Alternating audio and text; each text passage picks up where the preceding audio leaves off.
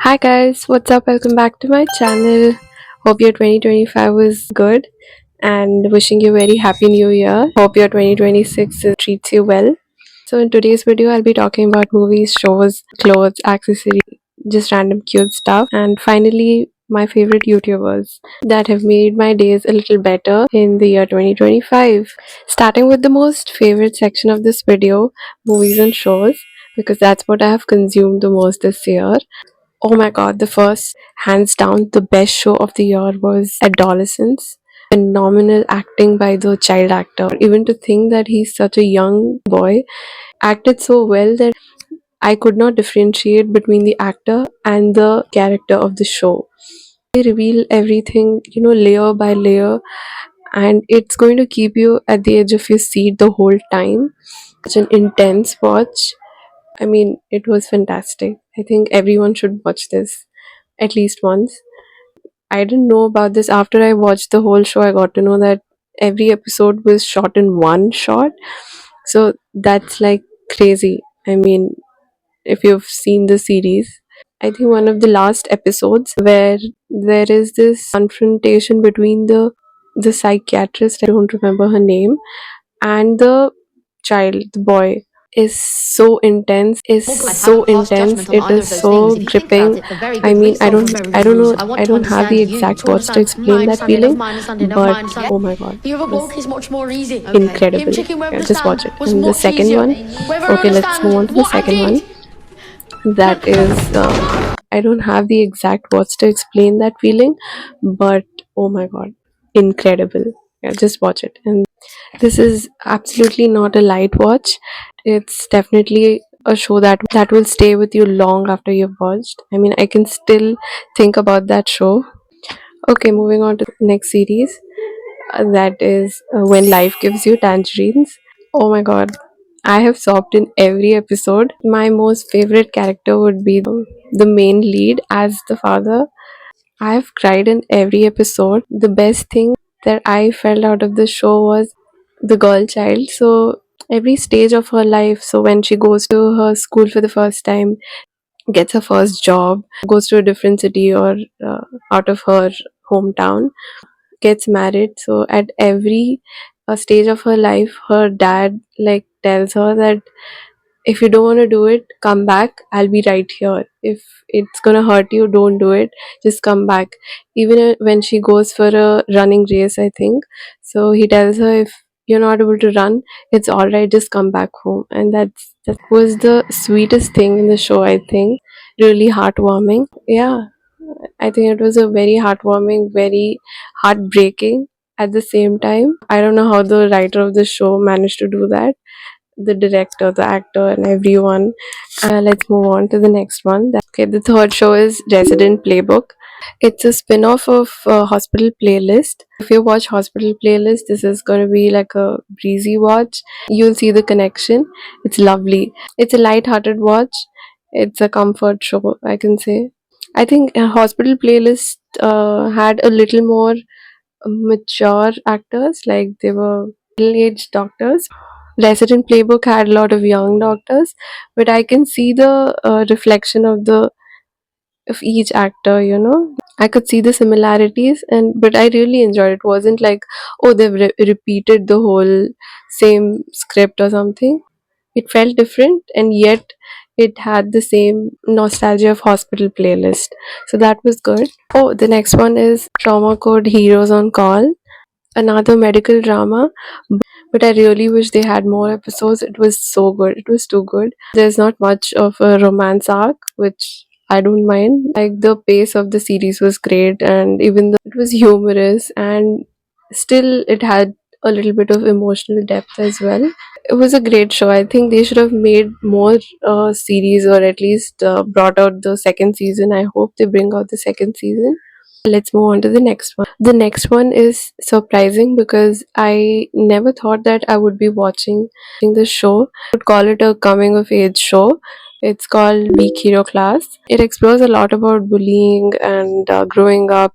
Of course, it has action. It's an action packed series, I would say. It does involve a lot of fight scenes.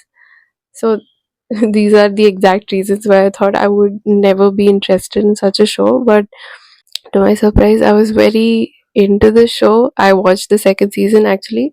First season had released long back, and only the second season came up. But because the second season came up, I was like intrigued to see, okay, what's the hype about?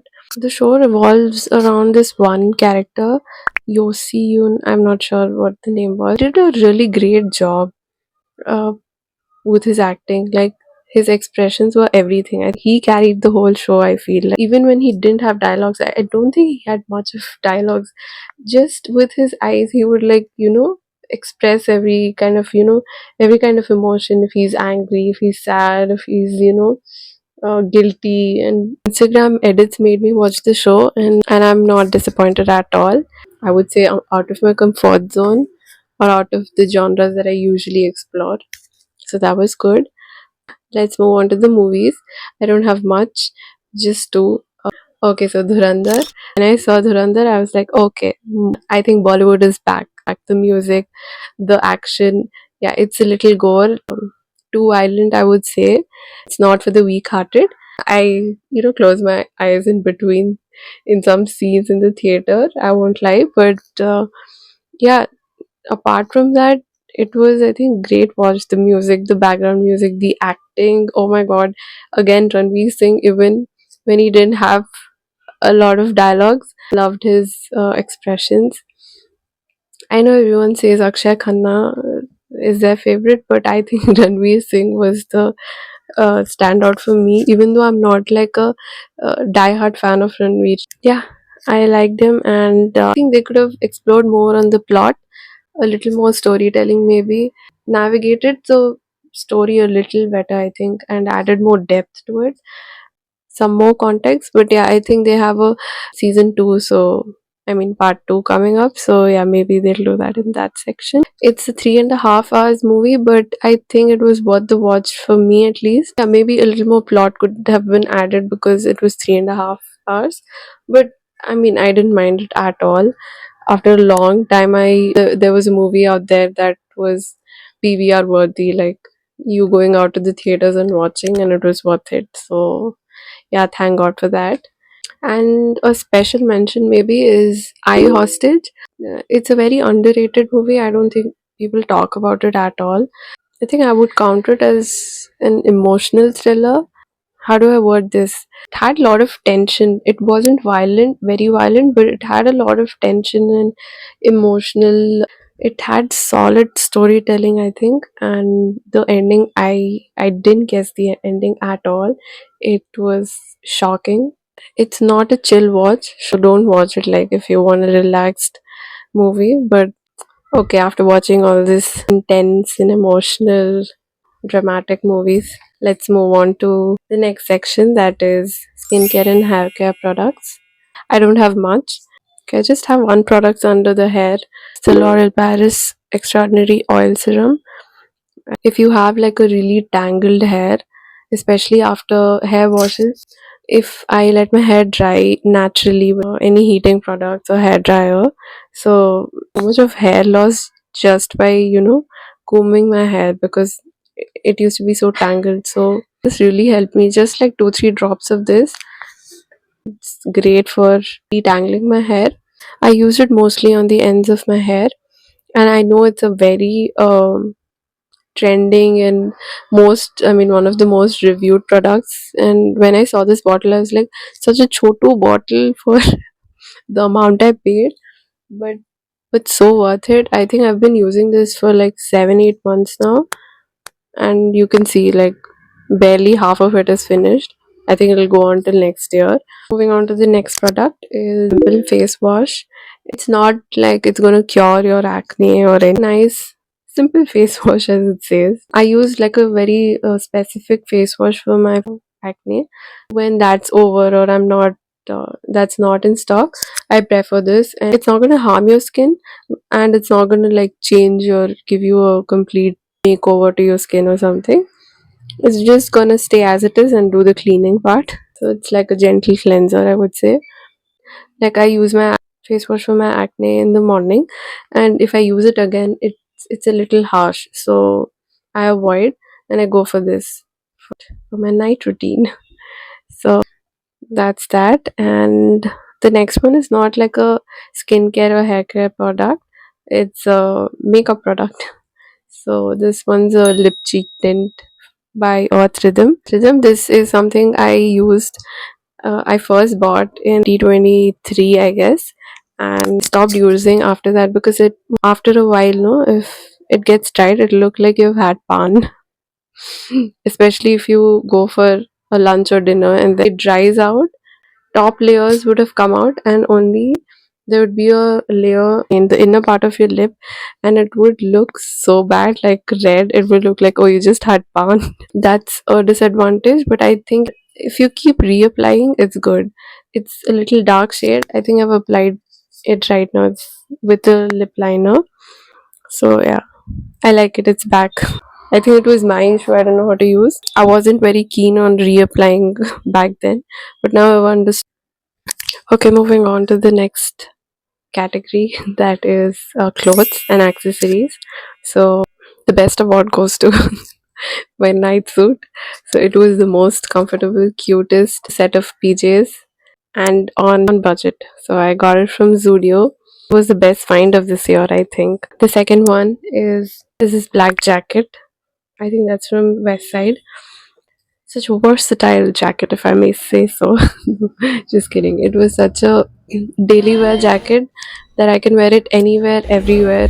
And I did wear it all the time this year. I'm a person who feels cold all the time. So that was the most used product, I think, of the year. Yes, I'll be wearing it more in 2026. Next one is this top that has these dragon designs. It's such a modest top, yet it looks stylish. I mean, at least for me, yeah, I wore it on that Japan Habba in the beginning of the year. Next one would be this bow top. I mean, it was sort of like a sweatshirt. I got it at the end of the year, didn't wear it much, but it was perfect for the Christmas theme, you know. It has these little bows, really cute, trendy, and comfortable. Moving on to the accessories. It's not an accessory, but yeah, I think it is. I don't know. It's this sharpener. Look at how cute this is. So cute. Oh my god. I can't believe it's a sharpener. It has a little pink stains because I just sharpened my lip liner just now. So please ignore that. But other than that, it's so cute. Oh my god. I would go crazy if I was a child and I had this sharpener, and I would be so famous in my class. Next is, I think, the only accessory I can say from 2025 is this heart shaped, really cute earring. I wore it on my birthday. So I think this is from Lifestyle and this is from Mumoso. Moving on to the last category, that is YouTubers. I found two YouTubers really underrated. So first one is Symmetry Fog. I mean, it was very underrated in the beginning of the year. But now, yes, he's blown up and he's got like 107, I think, followers. I don't know. I found him when he had like really low, barely a YouTuber, and but his content is so good. He has the, I would say, slice of life kind of vlogs, not in a very how do I say, it has a very old charm aesthetic. It looks like he has recorded these videos from a camcorder and he hangs out with his friends and he looks like he's jobless. He is, but he does have, like, first thought like he's a really jobless person, but it turns out he has been working and just he keeps taking break every now and then, and but he does have like stock investments and blah blah blah. But I really like his style of recording these vlogs. I love the aesthetic and the things that he talks about. He just shares his perspective on life, I would say, and things that he's gone through, or maybe just randomly talking to his friends and getting their opinions, and to have a good conversation on camera. It's good to see that. And he has a very interesting way of writing his title of the videos, so that's nice. It's a little catchy and weird and interesting at the same time. Next is Supnegi. So she doesn't have lot of videos, but the videos that she has shot, it's really nice. Like, she just sits down and then she shares her perspective on things. such a good editing in the latest videos that she has done. I really liked it. And she quit her job to start her own business in, I think, Jaipur or Udaipur, I forgot that. And she has like an Instagram page mainly, and she shares like her daily updates there and everything. But I see her YouTube videos. The next one is, of course, now list of YouTubers are not underrated. They are mainstream, of course, but I started watching or enjoyed them in 2025. Okay, the first one is Jalen Sue. So these are like group of siblings that have a YouTube channel, and they are crazy. I think you would have seen their reels on Instagram, but I found their YouTube page and I was like, oh my god, they're crazy. They have the like max level of energy anyone could have, and it's a very chaotic vlog, and you'll enjoy it, you'll laugh and you'll smile. And they also have a podcast. So yeah, that's an interesting podcast. All the four guys, they sit down and then talk about their experiences. It's nice.